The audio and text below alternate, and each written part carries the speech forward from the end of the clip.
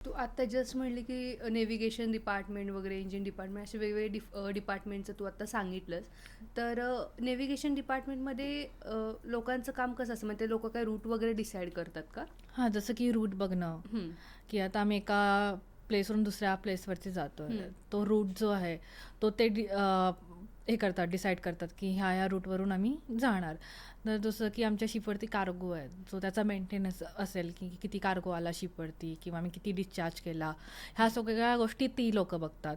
किंवा जे नेव्हिगेशन असतं शिपचं, म्हणजे वॉच कीपिंग असतं, की बाबा आम्ही आता चाललोय, की इकडे तिकडे कुठली लहान शिप आली किंवा बाकीच्या मोठ्या शिप येतात, तर कोणतं जे कोलिजन असतात ते अवॉइड करण्यासाठी हे सगळं ती लोक म्हणजे it's like a watch keeping.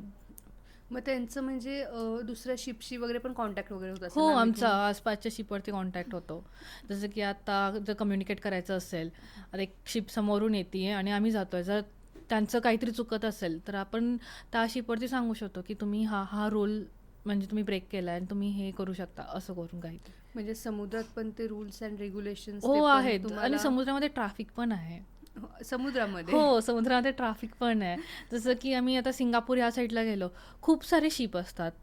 खूप म्हणजे खूप जास्त असतात की आम्हाला खूप हळू जावं लागतं. जसं आपल्या रोडवरती जसं गाड्यांचं ट्रॅफिक असतं ना, तसं समुद्रामध्ये शिपचं ट्रॅफिक असतं. ओके. मग तेव्हा ती सिच्युएशन म्हणजे कशी असते? तुझ्या फर्स्ट टाइम बघितलंस की बाबा आपण गाड्यांचं ट्रॅफिक बघितलं होतं. हां, शिपचं म्हणजे की खूप म्हणजे आम्ही खूप हळू जातो आणि त्यासाठी एक पायलट असतो, जो त्या कंट्रीमधला एक पर्टिक्युलर की बाबा त्याला तो रूट माहीत असतो. तो येतो शिपवरती आणि तोच शिपला नेव्हिगेट करतो पूर्णपणे.